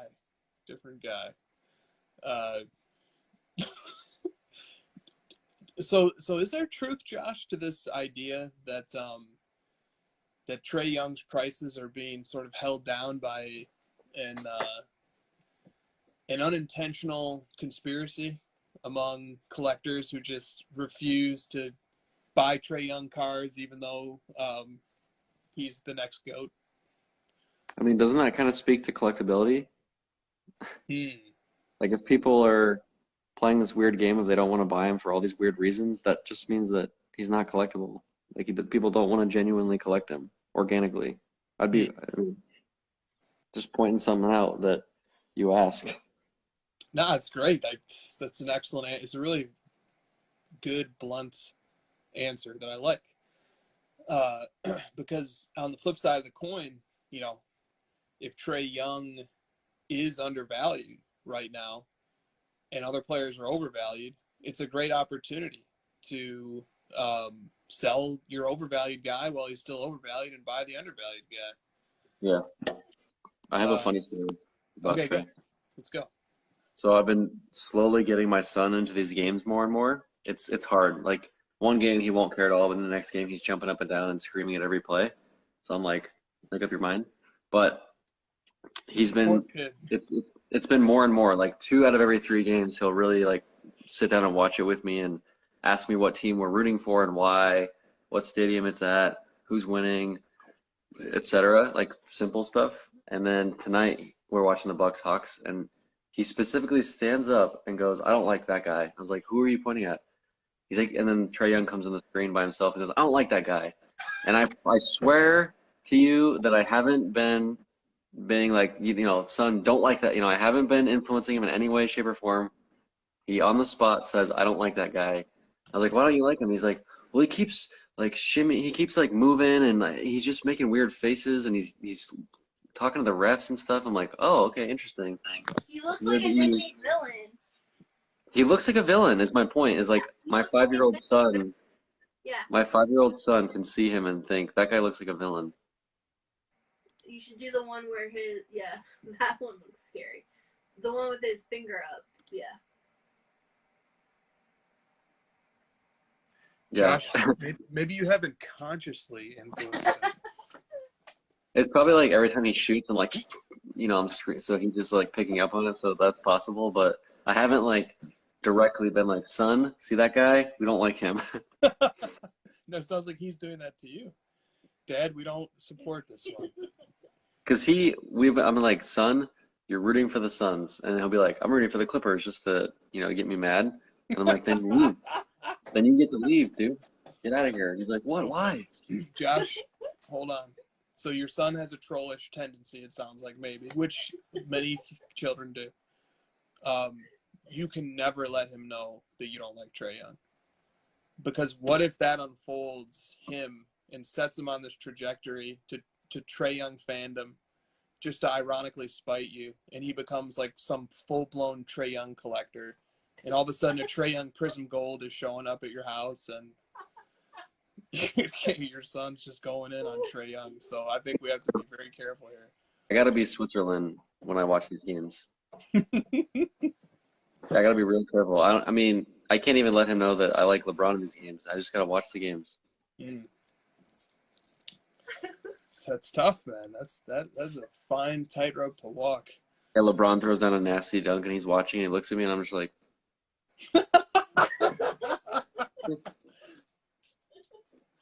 it's like I've seen that 100,000 times. Whatever. Yeah. He's gonna be a 16 said, "People's narratives have been proven wrong about Trae, and now they won't say he's bad or say he's good, and won't buy him."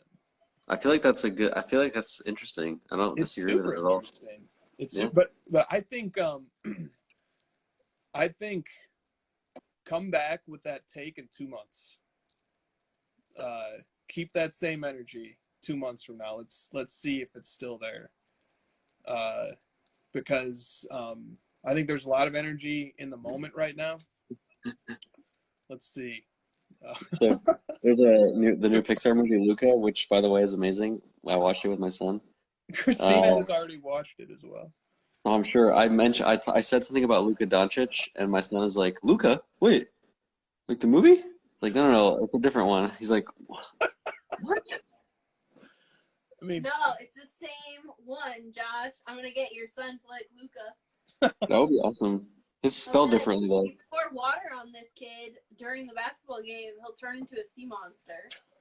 I thought it was great. Did you guys watch it? I did not watch that movie. Christina did though. It's good, right? It was really good. I liked it. I'm a sucker for Pixar. No matter what they do, I'm like, God, that was good. Yeah, pretty much. It's so good. My wife's like, "There's so many plot holes." I was like, "What? This movie's perfection. There's no plot holes. It's Pixar. They don't mess up." Yeah. There's probably a few plot holes. I'm gonna have a debate with her. We're gonna do a Disney Pixar plot hole debate because there's probably a few plot holes. Okay. Yeah, That a guy gets water poured on him, he turns into a fish. Pretty much. Okay. Pretty much. There's probably a few plot holes. I mean, it's make believe, just like Toy Story, your toys don't actually come alive, Christopher. No, that's not a plot hole. I'm just saying there's lots of room for plot holes to exist. No, it's just like they were like way too quick to accept it at the end. That was the only thing, Christina. They were like, "Oh, okay, cool." Well, I mean, it's a Disney movie, like so. See? She's like, it's Pixar. That's the way they do it. Yeah. Good. But they proved their worth, Josh, before that point. Yeah, no, I thought it was fantastic. I was like, "You're crazy." I love that movie. Yeah. Luca. Raw Card Collector 2 says, please discuss buying Devin Booker, Trae Young, and Giannis before the playoffs. Wait, before we move on, did you see Adam Lefko's question?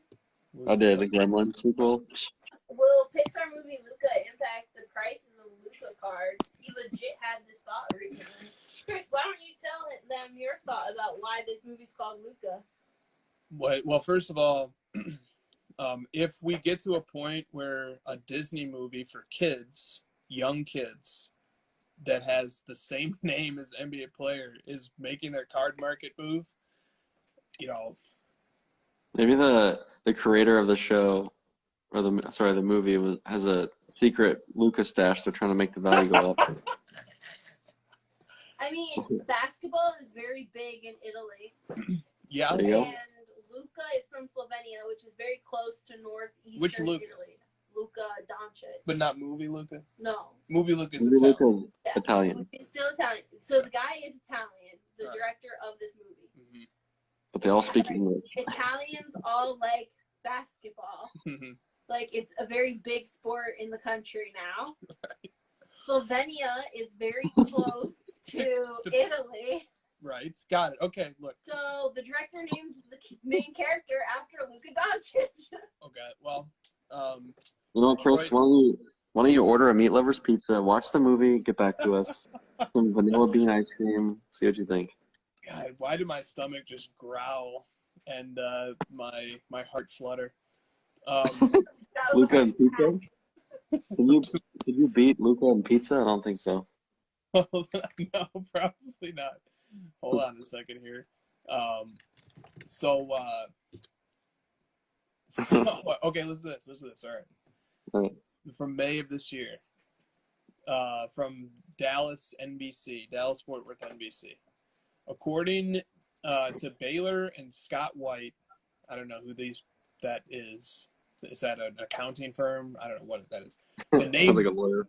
Yeah, the name Luca has skyrocketed in popularity by more than 400% since the Mavs star arrived in Dallas. So that means it went from being 1 Luca to 5 in Dallas. 5. I don't know what the absolute number is, but people are naming their kids, and I mean, there's a lot of Shaquilles who wouldn't have been Shaquilles if not for Shaquille.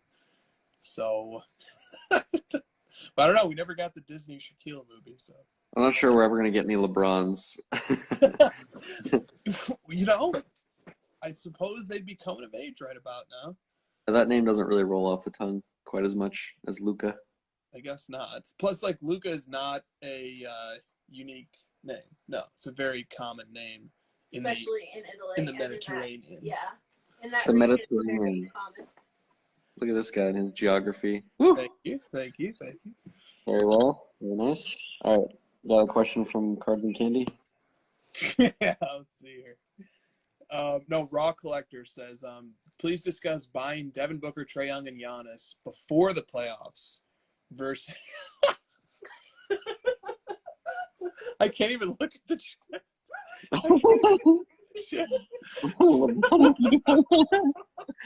Dude, you guys need to make it happen. Dude, if there was a child walking this earth named LeBron Lefko, that kid is destined for greatness. Okay. Buying these guys before the playoffs versus picking them up now, some folks need some education. Can we talk a little bit about buying Booker, Trae, and Giannis before the playoffs versus picking them up now? LeBron, Luka, Lefko. That's great. I mean, my only answer to that is like, I really try to avoid buying players who are, increasing drastically in value. I don't even think those three guys' value is going up a lot right now. But if it is, I would avoid it and wait till the dust settles for sure. Yeah. Base Jam. No doubt. Lefko, you should name your kid DeBrickashaw. That's still the greatest athlete's name of all time. DeBrickashaw Ferguson. DeBrickashaw Lefko. That'd be fantastic.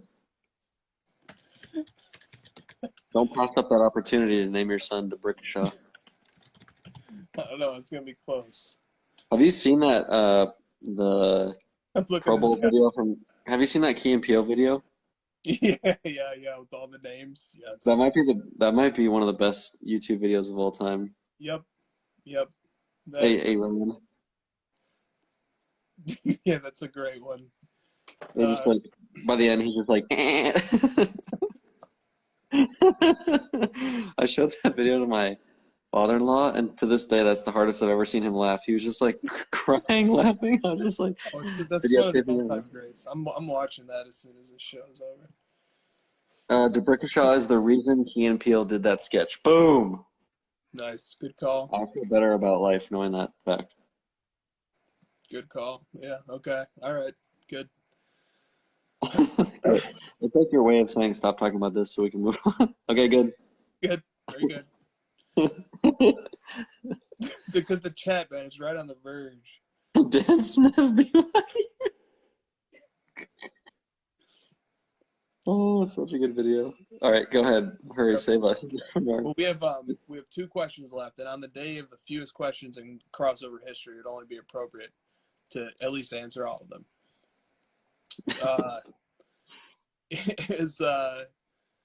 Is it safe? This comes from Antron Wynn. Is it safe to keep cards and wax in a safe for extended periods? Do they need air often? Yes, they do. So there can be too much moisture buildup. So there's two things you can do. One is on Amazon you can buy like these what do you call those? What do you call that product? The little beans. There's like a name for them. Companies will put those silica gel packets. Mm. Companies will put that into products to reduce the moisture in them. That's why you'll see them sometimes. I actually have one of those in my safe. There's like a silica gel pack. Nice. And the other thing that I've read that is recommended is that you just open your safe like once every other week or so. Just literally just open it, even if you don't pull the cards out to look at them. I would use this for dual purpose of you should be looking at your collection every other week, but if not, simply opening it will help. Good. And 4 people in the chat simultaneously chimed in silica, so we know it's silica. Adam, have a safe drive. Enjoy seeing Shay. Shay, if you missed the beginning of the show, we appreciate you having us on the Hobby Update podcast, man. Be safe out there in New York, buddy. And I love Shay, the cube. Can I just hold say on. something? Go ahead. Go. It'll be super quick. Shay, when you do your pizza reviews, you have to say one bite, everybody knows the rules, or the rest of the video is invalid. I'm just gonna, gotta start saying that, buddy. Good. There you go. Also, I hope Adam's still here. I love the cube. Is it good? I love that show. My only critique is that they just milk the scenes for too long, but the potential is there. And the games that work the best, my brother gave me this advice, and like once I thought about it, it made complete sense. The games that work the best are the ones where you as an audience can play along with the people in the cube. And there are some like that. But yeah, good. Love the cube. No, dude, Shay, the pizza reviews are awesome. I love pizza reviews. If you watch, if you just go YouTube search Barstool pizza reviews, just watch a couple and you'll know what I'm talking about. It's hilarious. And yours are still really entertaining, though. I'm just giving you shit. Okay, we had 2 more questions on the same topic. Sweat47 said, how do we feel about the Mavs' new coach and GM hires? Will my Luka cards be worth more or less now?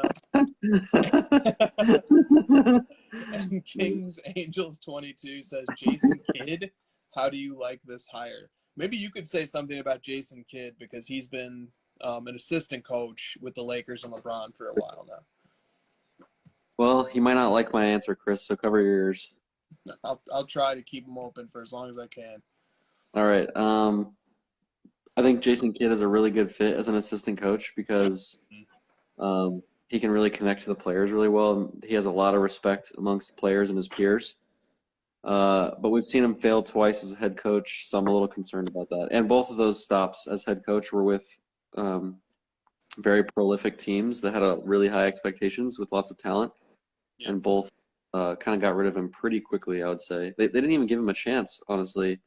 They barely even gave him a chance, and I took that as an odd thing. Yeah. So that's just, I mean, I don't know these guys. I don't know Kidd as a coach. I'm not on these teams, and it's really hard for fans to say whether a coach is good or not. You know, all I can see is the actions that GMs take in firing him. That's really all I have to go off of.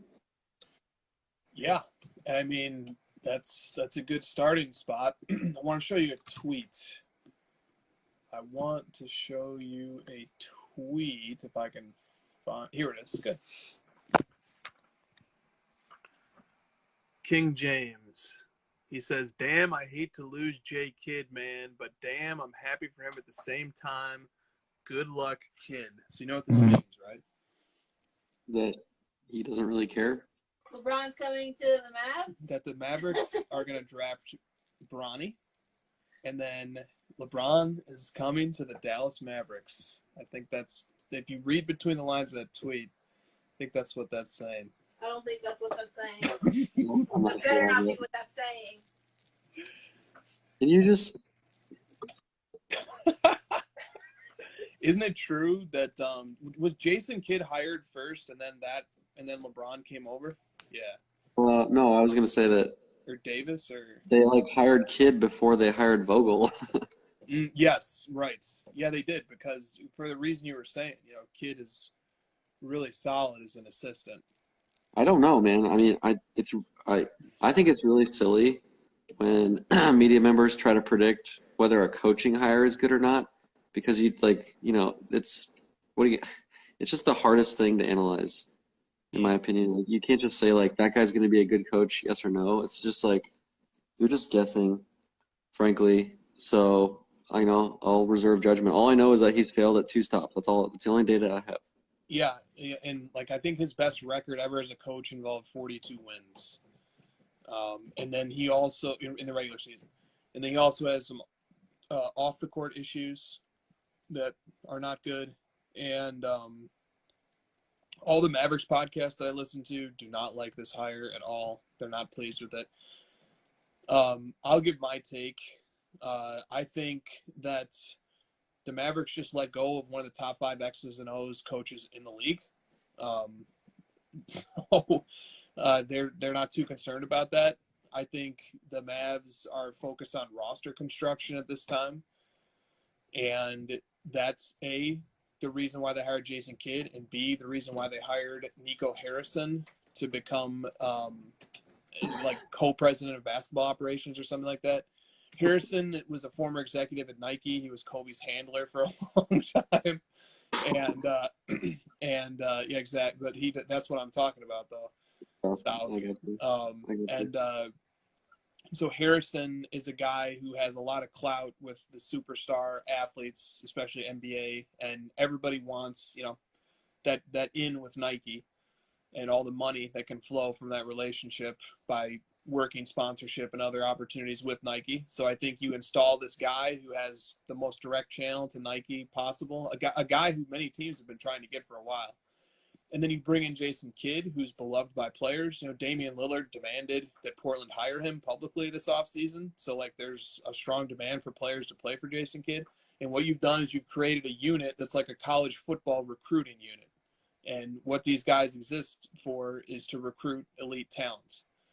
And X's and O's wise, yeah, they're sacrificing quite a bit by moving on from Carlisle. So it'll be incumbent upon them to get some really smart assistant coaches in there.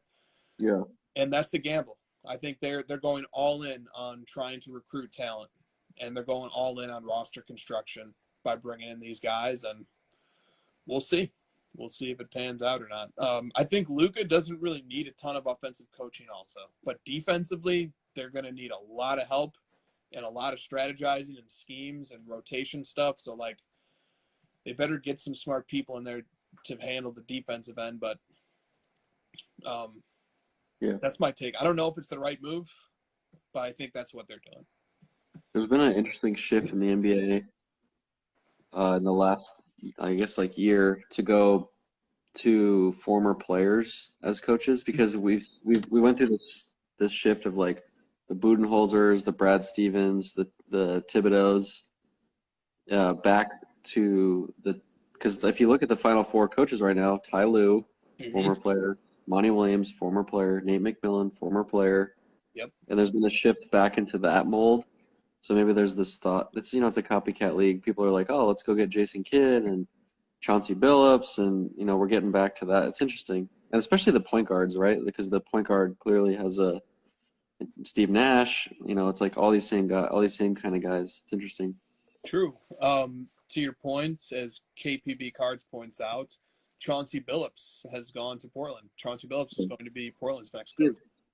Very similar thing, right? Nash, McMillan, Kidd, Ty Lue, all point guards, all former NBA players. Yeah, I think a lot of people are looking at Atlanta and they're trying to capture that lightning in a bottle for themselves, because they made a coaching switch midway through the season, elevating McMillan and moving on from Lloyd Pierce. And it made a world of difference for their team.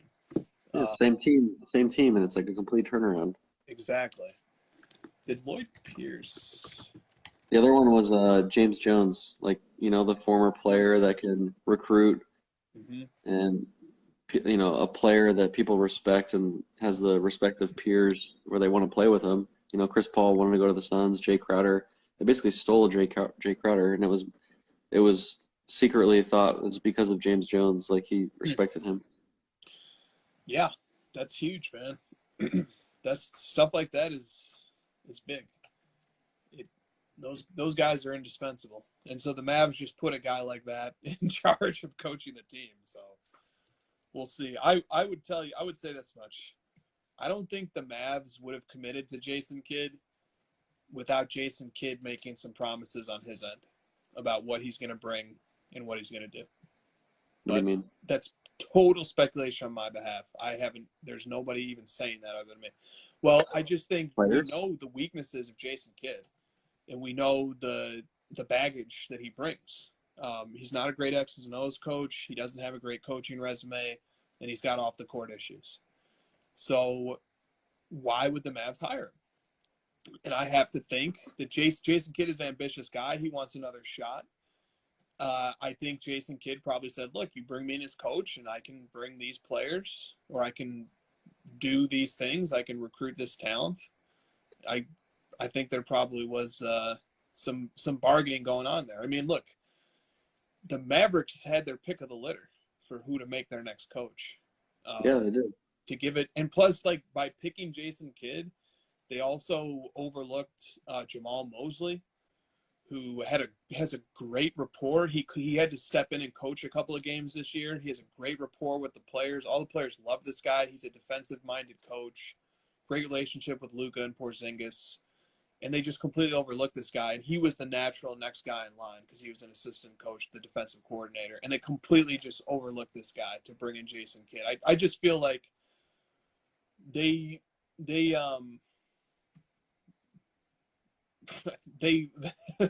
taking a big gamble on this. And, I would expect that they're hoping for something in exchange beyond just the brilliant basketball mind of Jason Kidd. So he's a college basketball coach? Exactly. I think that's what this is. And if they're being really Machiavellian, they're going to keep Kidd in place for 6 months, get the players that they want, and then move on from them. How'd that work out for the Nets? Yeah, I don't think it's a wise move, but I don't know. I don't think the Mavericks even, look at how good the Clippers are. I mean, the Mavericks, I think there was a huge overreaction to everything there. Yeah. Everyone wants their next Ty Lue. He's being lauded as a genius right now with his like, 0-2 deficits and sort of making adjustments. Mhm. Mhm. Yeah. Yep. True.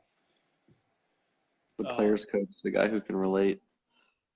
Yeah, no doubt. I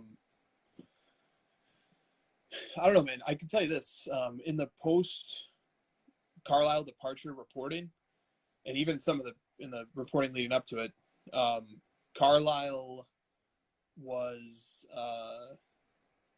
not nice to players.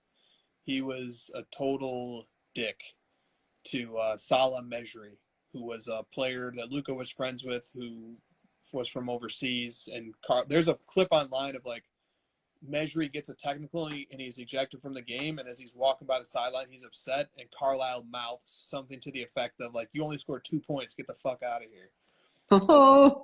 And I've seen Carlisle be like a dick to reporters as well. Like Nate Duncan once asked him a question at a press conference, and Carlisle goes, "Are we going to have some real reporters ask questions, please?" Carlisle is a real jerk at times. And that Jason Kidd is like the opposite of that. Very charming. Players love him. Affable. Personality, It's interesting because like the thought there is that you'll get players to play harder for you if they like you, kind of thing. Especially like current NBA players who, frankly have their own brands and they have their own things going on, and they can't be bothered with being screamed at by people anymore. Right. Yeah, he's definitely a coach that came up in a different era. Mm-hmm. Yeah. Rick Carlisle needs a card account. We don't want to see that. Warren Buffett, that's who needs a card account. Warren Buffett would laugh at sports cards as a market. He'd be like, "What? That's not mature enough. Are you crazy?" That'd be great. That's a bucket list item. Ask Warren Buffett at a Q&A session what he thinks about the sports card markets. I hope he likes it better than crypto. Yeah, he hates crypto. Yes, he does. He hates the crypto market. What's going on in crypto these days? No idea. What's going on in Top Shot? That's a great question. I haven't heard those words in a while. The worst state to be in for Top Shot is people not caring either way. Either it's not bad or it's not good. Who cares? I don't even know. You know how like when sometimes you're sick, like you get the flu or something, and you're just so miserable in the moment, and you're like, I would give anything to just not feel sick. Let me just sleep and this will go away. But then when you're healthy, you're just like, it wasn't so bad. Who cares? I feel that way about running. Hold on real quick. When I'm watching players, I'm like, just fucking play harder. How are you tired? And then I run for like 10 feet and I'm like, oh my God, I'm never moving again. Yeah, no, I totally relate to that as well. Okay, Top Shot. Top Shot is like the flu. And when it was happening, we were like, this is scary. These guys are trying to encroach on the sports card markets. They're using very weird ham-fisted marketing techniques, and they're using all sorts of promotional devices like Top Shots being worth hundreds of thousands of dollars and stuff like that.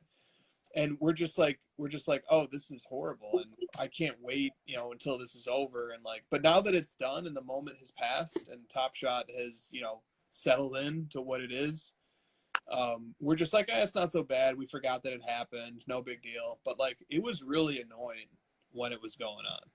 It was. And it was you got really mad about it. Yeah, it was really, really annoying. And I always like vowed, like, if and when Top Shot retreats, that I'm not going to forget it. And it's going to be like a go-to example for the next time something like this happens. Like, remember Top Shot. Remember that moment. Remember like the mania that just overtook everybody for that period of time. So I don't know. Very disappointing. I had guys that I really think very highly of in cards that were trying to tell me to buy Top Shot, and I was like, sounds like the dumbest thing I've ever heard in my life. There you go, George. Never forget. I wonder if content creators who are pushing it have gone back and been accountable for it. You know, I wonder. Yeah, I hope so. I was being sarcastic. No, they haven't. Right. Right. Hmm. True. Good point, Dartboard. Pop Shot is the printer from Office Space. I haven't watched Office Space recently enough to get that reference. Not forever. That's important. The answer, the next thing out of your mouth is important. The next thing out of my mouth? Yeah. What was the You question? haven't seen Office Space in a long time, or you haven't seen it? No, I haven't seen it in a long time. Okay. I have seen it. One of the greatest movies of all time. Yeah, I need to watch it again, though. A lot of things make a lot more sense to me now that I've worked on a startup for a year. Dude, if you don't start Silicon Valley in the next day, I'm gonna fucking freak out on you. I'm not done with The Office yet. I'm on, what season are we on? 7? We're on season 7 of The Office. I'm really peaking with my Office right now. I dropped you that nugget that's really got you interested, though. Yeah. Yeah, especially who that character's based on. I hate that guy, so. Yeah. That's what's up next. That's next in the queue, in the top You're shot. in the real lull of The Office, though, with Michael Yeah, gone. that's what my brother said too. He was like, the show gets bad towards the end, and I'm like, not yet. You got Gabe to save the day. Don't worry. Gabe is solid. Solid. He saves that show. Okay, he hasn't. Maybe I'm not far enough along for him to save it yet. No, Yeah, I like Aaron. Aaron's good. Yep. Gabe and Aaron. Oh, dude. Gabe is the best. Well, I need you to like Gabe because he's the best character in Silicon Valley.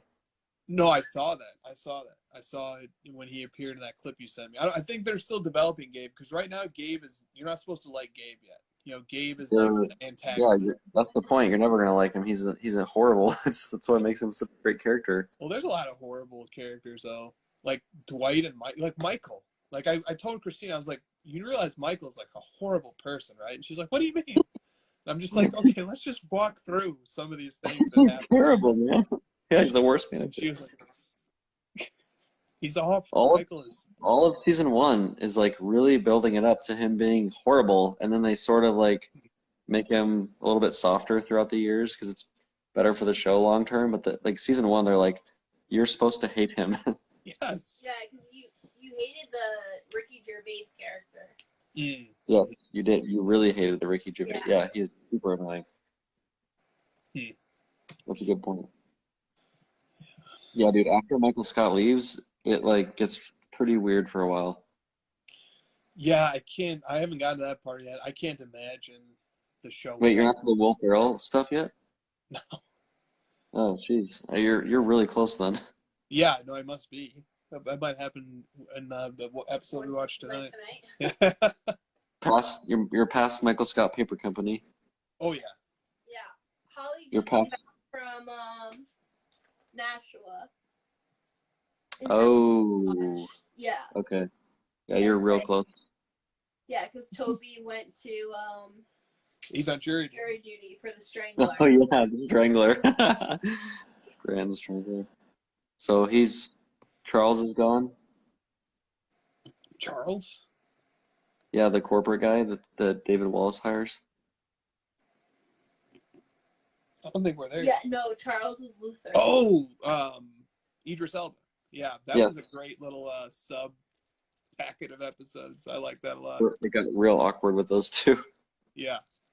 Yeah, I just liked how it was a really nice twist on Jim's character. That like this guy, that him and Jim just couldn't. This guy just hates Jim. I liked how he loved Dwight, and then in the meeting, Dwight's like, "We get hornets' nests," and the guy's just like, as Dwight keeps talking, Charles is like, "Oh my God, you're a fucking idiot," and I didn't realize. Like you could see it across his face. He's a very good actor.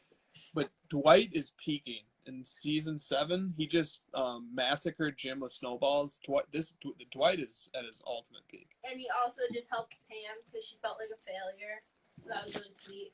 There was the one where, yeah, because you're right, because like everyone loves Jim and Jim can do no wrong, and then this guy hates him, and Dwight's like, oh, oh, you don't like him, oh,